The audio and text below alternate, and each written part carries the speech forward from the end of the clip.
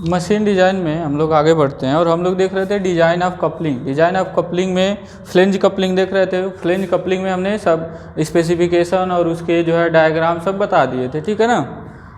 क्या क्या डायमेंशंस होते हैं वो सब याद रखिएगा और उसको लेके अपने पास बैठिएगा ये वीडियो देखते समय, ठीक है, ताकि और अच्छे से समझ में आएगा। उसको उस डायग्राम को लेके साथ में बैठिएगा। तो बेसिकली होता क्या है कि जब डिज़ाइन फ्लेंज कपलिंग का डिज़ाइन करते हैं और हम निकालना चाहते हैं बोल्ट का डायमीटर, ठीक है, तो बोल्ट के डायमीटर में दो बेसिस पर बोल्ट का डायमीटर निकाला जाता है, बोल्ट का डायमीटर का डिज़ाइन किया जाता है। तो पहला चीज़ ये bolts fitted in reamed and ground holes. Bolts अगर रिम्ड एंड ग्राउंड होल में फिट हैं, ठीक है ना। रिम्ड एंड ग्राउंड होल्स का मतलब क्या है कि फिंगर टाइप फिट होता है, फिंगर फिट जिसको बोलते हैं। उसका मतलब क्या कि एकदम जो है क्लियरेंस नहीं होता है, होल और बोल्ट के बीच में क्लियरेंस बिल्कुल भी नहीं होता। एक 0.002 mm का भी क्लियरेंस नहीं होगा, इतना भी क्लियरेंस नहीं होगा, तो क्लियरेंस बिल्कुल नहीं होता। तो फिंगर फिटेड बोलते हैं उसको, या फिंगर फिट बोलते हैं, ठीक है। तो bolts fitted in reamed and ground holes मतलब जो है क्लियरेंस बिल्कुल नहीं है। और दूसरा है कि bolts fitted in large clearance hole, यानी जब लार्ज क्लियरेंस होल में बोल्ट्स फिट किए गए हैं तो पहले वाले में जो टार्क का ट्रांसमिशन होता है बोल्ट के थ्रू वो होता है बोल्ट का शियर रेजिस्टेंस के कारण। तो उसको देख लेते हैं कि मान लीजिए कि ये जो है बोल्ट का पिच सर्कल है, तो इस पर एक बोल्ट यहाँ लगा होगा, बोल्ट का क्रॉस सेक्शन दिखा रहे हैं। इस तरह से कई सारे बोल्ट लगे हैं लेकिन सबका नहीं दिखा रहे हैं। एक बोल्ट मान लीजिए यहाँ लगा है, तो इन सब बोल्ट पे जो फोर्स लगेगा वो कुछ ऐसे लगेगा टार्क के कारण। मान लीजिए टार्क जो है इधर से टार्क ट्रांसमिट हो रहा है, इधर से टार्क टी ट्रांसमिट हो रहा है, तो इस टार्क टी के कारण, ठीक है ना, टार्क टी के कारण इस पर जो है रेजिस्टेंस ये रजिस्ट करेगा। तो रेजिस्टेंस फोर्स पी यहाँ पर भी सब जगह रेजिस्टेंस फोर्स आएंगे, ठीक है ना। तो ये रेजिस्टेंस फोर्स होगा कैसे इक्वल, तो ये क्या है, पिच सर्कल डायमीटर है, वो डी जो हम बताए थे, ठीक है ना। तो पिच सर्कल डायमीटर है, ये मतलब ये रेडियस होगा, और ये टार्क जो होगा, इसके मतलब अगर टार्क की बात करें तो इस पॉइंट पे जो फोर्स लग रहा है, इस मोमेंट इस पॉइंट के अबाउट टार्क जो होगा वही टार्क इसके इक्वल होगा, यानी रेजिस्टिंग टार्क। ये रेजिस्टिंग टार्क है फोर्स पी के कारण ये रेजिस्ट करेगा, ये रेजिस्टिंग टार्क है जो अप्लाइड टार्क के इक्वल होगा। कब, जब फेलियर नहीं हो रहा है यानी इक्विलिब्रियम में है।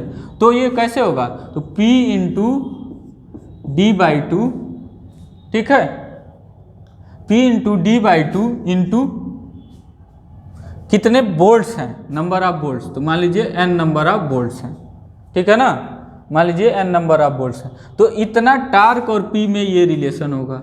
यहाँ जहाँ ये पिच सर्कल डायमीटर ये वाला है, क्योंकि आधा लेंगे ना तो रेडियस नहीं लिख रहे हैं, तो D/2 लिख रहे हैं, ठीक है।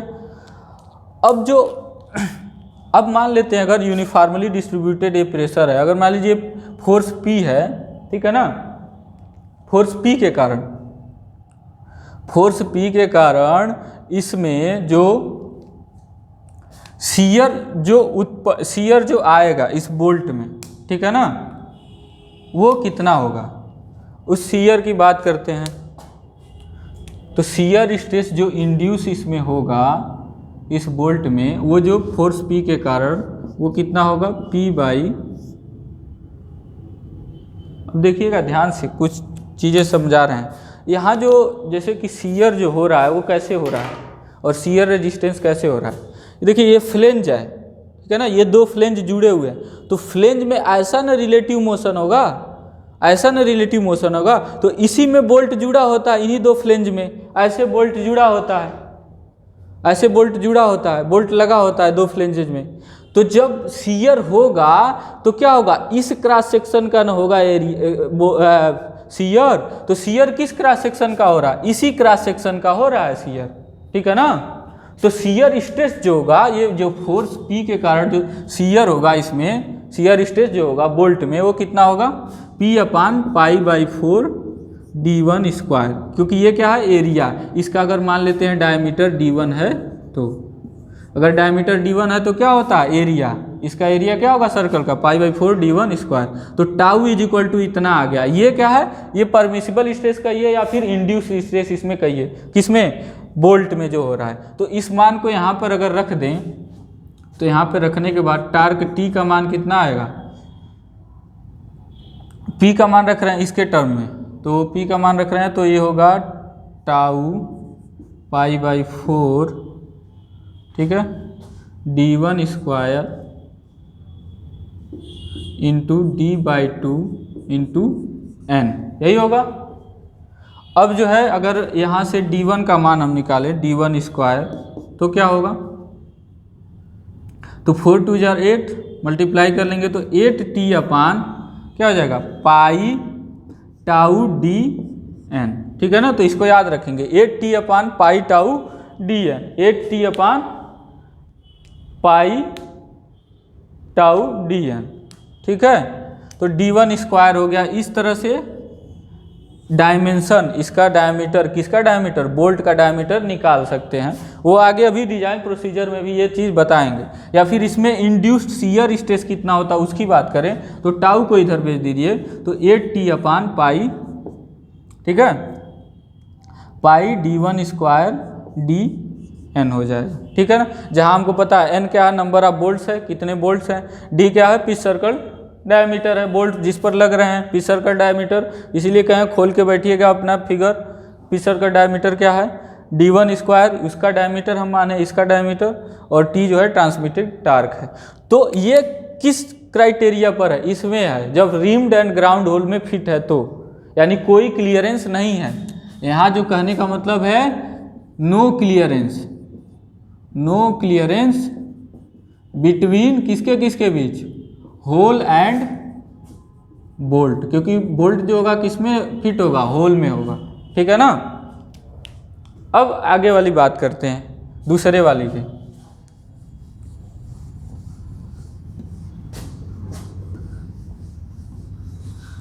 तो अभी इसमें डिजाइन प्रोसीजर बचा हुआ जो स्टेप्स करते हैं, ठीक है ना, वो अभी आगे बताएंगे।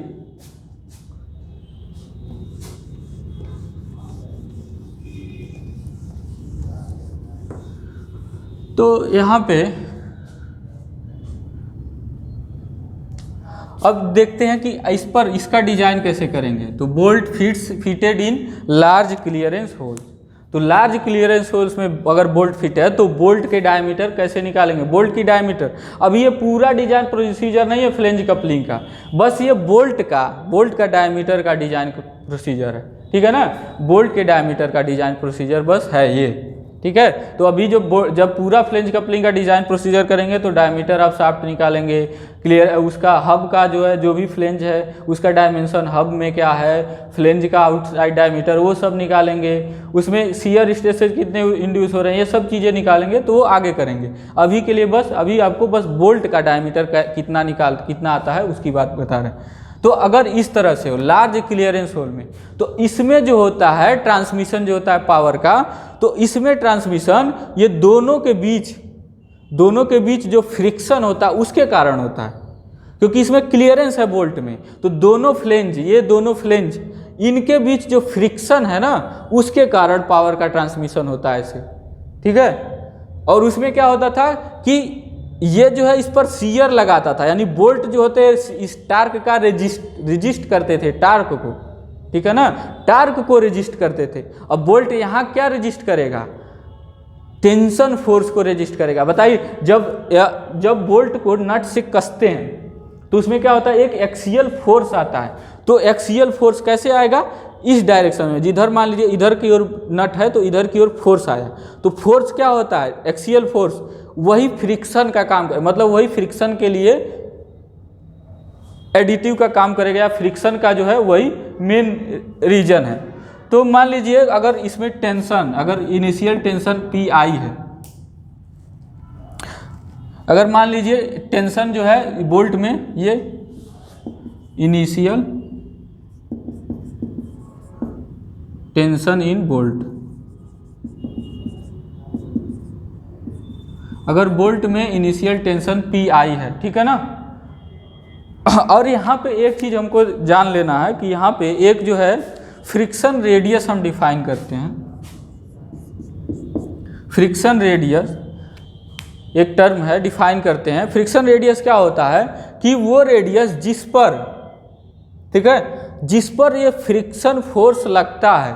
फ्रिक्शन फोर्स हमेशा देखिए सरफेस के कैसे हो, मतलब फ्रिक्शन जो होगा सरफेस के एकदम टेंजेंशियल रिलेटिव मोशन के अगेंस्ट होगा, लेकिन ये जो फोर्स लगता है यूनिफॉर्मली डिस्ट्रीब्यूटेड, मान लीजिए अगर फोर्स ये पी आई जो है यूनिफॉर्मली डिस्ट्रीब्यूटेड है इस पूरे जो है इस पर, ठीक है ना, प्रेशर के रूप में पूरे इस पर आई जो टेंशन लग रहा है वो क्या है, टेंशन लगेगा तो ये खिंचाव रहेगा, तो खिंचाव रहेगा तो दोनों फ्लेंज क्या होंगे, एक दूसरे से खींचे रहेंगे एकदम, ठीक है ना, बोल्ट के कारण, बोल्ट में टेंशन के कारण। तो जो एक जो ये फोर्स जो होगा, फोर्स का जो सेंटर कहाँ हम मानेंगे, किस जगह पर फोर्स का सेंटर मानेंगे, तो ये यूनिफॉर्मली डिस्ट्रीब्यूटेड अगर मानते हैं कि ये फोर्स जो हो रहा है यूनिफॉर्मली डिस्ट्रीब्यूट हो जा रहा है इस पर पूरे फ्लेंज पर प्रेशर के फॉर्म में, तो अगर यूनिफॉर्मली डिस्ट्रीब्यूट हो जा रहा है तो किस पॉइंट पर ये फोर्स लग रहा है वो कहलाता है फ्रिक्शन रेडियस, मतलब उस पॉइंट पर वो फोर्स लग रहा है। तो फ्रिक्शन रेडियस जो होता है आर आउटर का क्यूब माइनस आर आई का क्यूब, ठीक है, और ये 2/3 होता है, 2/3, और ये होगा आर आउटर का स्क्वायर माइनस आर आई का स्क्वायर, आर ओ और आर आई का स्क्वायर। इसका मतलब क्या है, आर ओ जो है वो डी ओ अपान 2 है, याद करिए डी ओ अपान 2, ये आउटसाइड डायमीटर ऑफ फ्लेंज होता है, आउटसाइड डायमीटर ऑफ फ्लेंज, इसको बोलते हैं फ्रिक्शन रेडियस। क्या बोलते हैं, फ्रिक्शन रेडियस बोलते हैं। तो ये डी ओ अपान 2 है, ये आर ओ। आर आई क्या है, जो फ्लेंज का जो है रिसेस का जो डायमीटर होता है, ठीक है, रिसेस डी आर अपान 2, जो डी आर बताया था ना उसका अपान 2 ये होता है आर आई, ठीक है ना। तो ये ध्यान रखेंगे। तो ये क्या होगा, ये ऐसा जो फोर्स होगा, समझिए कि ये फ्लेंज जब लगा हुआ है तो वो जब सेंटर से, ये आर एफ का मतलब जो सेंटर से, जैसे कि मान लीजिए ये फ्लेंजेज होते थे, ठीक है ना, मान लीजिए फ्लेंजेज है जो भी है, और यहाँ पर सेंटर होता था शाफ्ट का, तो वहाँ से जो ये डिस्टेंस है वही आर एफ है, जहाँ पर जो है ये क्या लग रहा है, हम मान रहे हैं कि पी आई जो है वहाँ पर लग रहा है, जहाँ पर ये पी आई लग रहा है वो जो है डिस्टेंस है ये आर एफ, यहाँ से, ठीक है ना, यहाँ से वो आर एफ डिस्टेंस है। तो इसमें फोर्स कैसे लगता है, ड्यू टू फ्रिक्शन। अब बात करते हैं फ्रिक्शन। अब ये फोर्स अगर फ्रिक्शन के कारण, मतलब फ्रिक्शन में अगर ऐड कर रहा है, यानी फ्रिक्शन का लिए उत्तरदायी है, तो फ्रिक्शन में क्या होता है, हमेशा फोर्स नॉर्मल होता है। तो नॉर्मल ऐसे लग रहा है, ऐसे खिंचाव, तो क्या कर रहा है, दोनों को ऐसे चिपकाए हुए, दोनों फ्लेंजेज को, तो दोनों में क्या लग रहा है, फ्रिक्शन एकदम लग रहा है, मतलब चिपक रहे हैं एकदम। तो वो क्या होगा,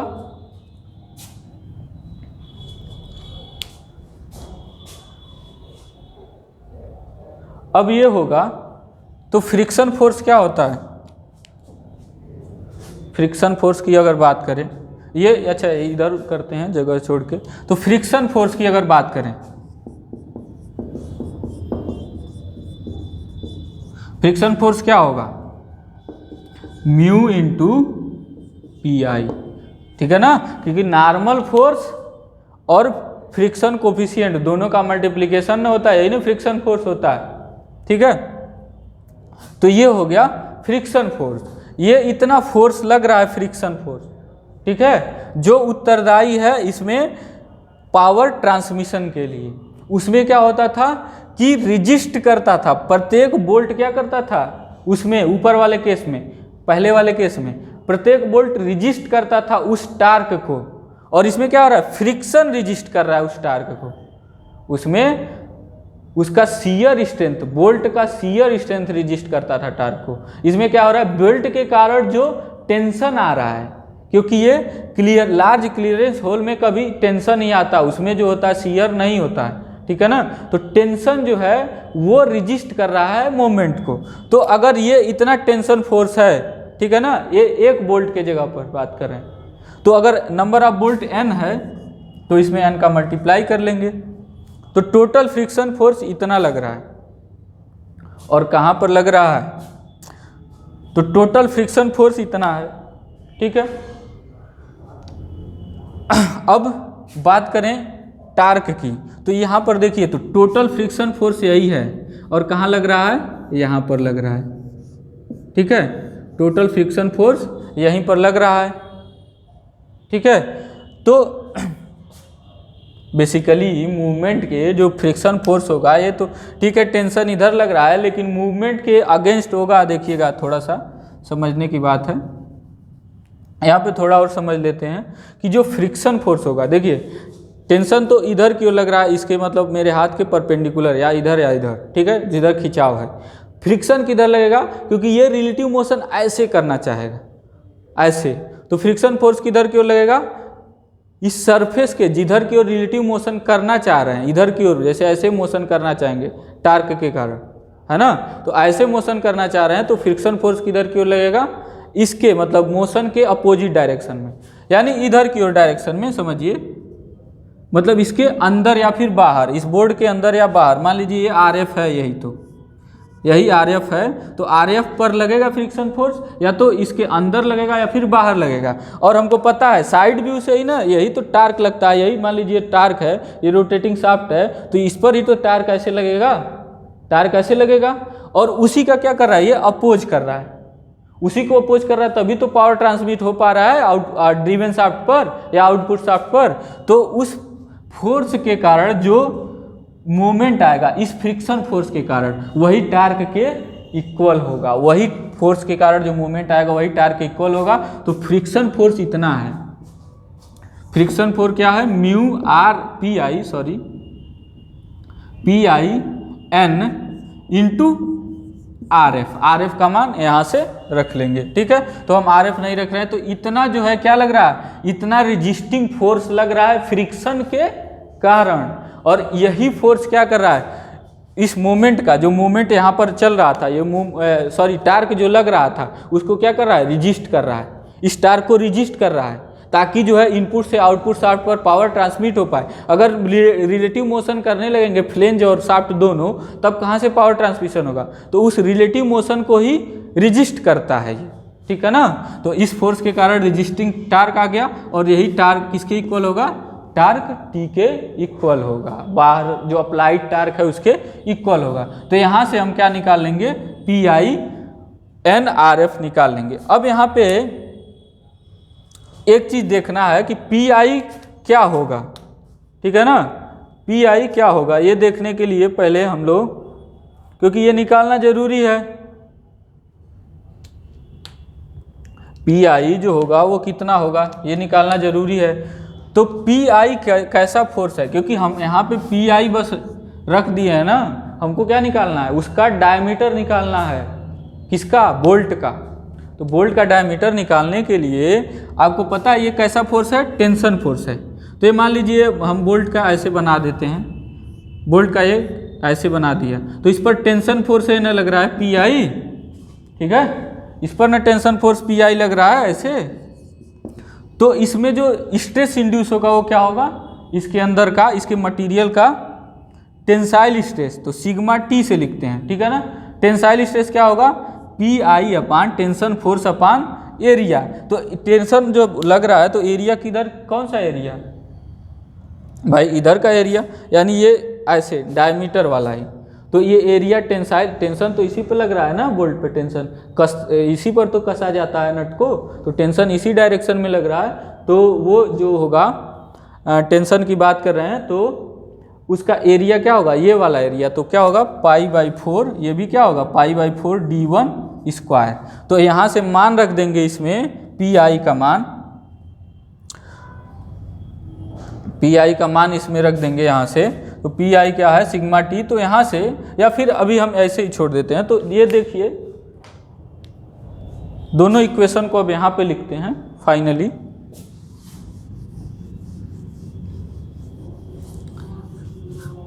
दोनों इक्वेशन को अब यहाँ पे लिखते हैं। T जो टार्क ट्रांसमिट हो रहा है वो है म्यू PI/NRF, ठीक है, ये है। और जो PI में रिलेशन जो होगा वो सिग्मा और PI में वो ये होगा, PI = होगा सिग्मा T इंटू π/4 d1 का स्क्वायर।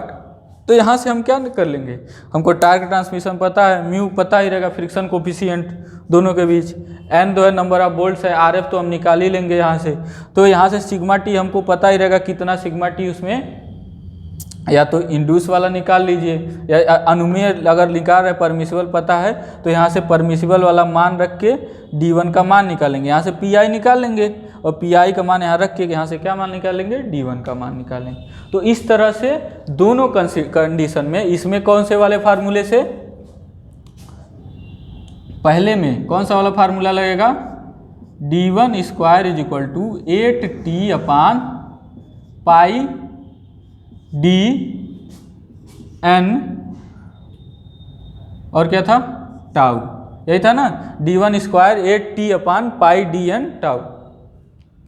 ठीक है, एक बार हम क्रॉस चेक कर लेते हैं। ठीक है, d1² 8m/πdn टाउ। तो ये जो हो गया ये है वैल्यू, ठीक है ना। तो ये कौन सा वाला, पहले वाले का, ठीक है। और ये वाला इस इक्वेशन से या इन दोनों इक्वेशन को अप्लाई करके दूसरे वाले में अगर दूसरा कंसीडरेशन है तो पहले बताया जाएगा, आपको भी पता रहेगा, डिजाइनर को भी पता रहता है कि कौन सा वाला होल है, ठीक है ना, और तो किस तरह का, रिम्ड है या ग्राउंड होल है या फिर क्लियरेंस होल है। तो उस पर जो है तो अगर क्लियरेंस होल है तब ये डायमीटर निकालने के लिए, शाफ्ट का बोल्ट का डायमीटर निकालने के लिए ये फार्मूला यूज करेंगे इन दोनों को, या फिर इसको जो है हटा के इसका मान रख दीजिए इसमें, उसको यूज करेंगे। और जो अगर जो है ड्यू टू शियर स्ट्रेस हो रहा है, शियर स्ट्रेस ट्रांसमिशन हो रहा है, यानी ये वाला है होल, तब जाके क्या होगा, क्योंकि शियर रेजिस्ट करता है। जैसे यहाँ से मान लीजिए टार्क जब यहाँ से जब मान लीजिए शाफ्ट चलना चाहेगा, जब चलना चाहेगा तो ये क्या होगा, इधर से ये मान लीजिए इधर की ओर चलना चाह रहा है, तो यहाँ पे क्या हो रहेगा, ये जो है पूरी तरह से फिट रहेगा। तो इसमें क्या होगा, ये शियर रेजिस्टेंस जो इसका है, तो शियर एरिया भी यही होगा ना, तो शियर एरिया भी यही होगा, इसको काट दें अगर तो शियर एरिया वही होगा, ठीक है ना। तो वो क्या करता है, वो रेजिस्ट करता है, जिसका शियर स्ट्रेंथ बोल्ट का, हर एक बोल्ट का वो रेजिस्ट करता है, ठीक है ना। वो रेजिस्ट करके क्या करता है, उसी के कारण फोर्स ना आता है, उसी के कारण ये फोर्स P लिखे थे, और फोर्स P को लिखे थे फिर P अपान क्या लिखे थे, फोर्स P को लिखे थे शियर स्ट्रेस इंटू, या फिर शियर स्ट्रेस को लिखे थे P/π/4 d1² लिखे थे, क्योंकि यही एरिया शियर वाला होता है। तो इस तरह से जो है इस रेजिस्टेंस के कारण, इस टाउ के कारण जो है उसमें ट्रांसमिशन होता है, और इसमें इस रेजिस्टेंस के कारण, और यही रेजिस्टेंस जो होता है फाइनली यही रेजिस्टेंस आता है किसके फॉर्म में, फ्रिक्शन के फॉर्म में, और फ्रिक्शन के कारण जो होता है पावर का ट्रांसमिशन होता है दूसरे वाले कंडीशन में, ठीक है। अब इसका design procedure step by step हम लोग आगे देखते हैं, और यहाँ से तो जाके आपका जो है इसमें जो है डिजाइन ऑफ कपलिंग समाप्त होगा। मिलते हैं नेक्स्ट वीडियो में, थैंक यू सो मच।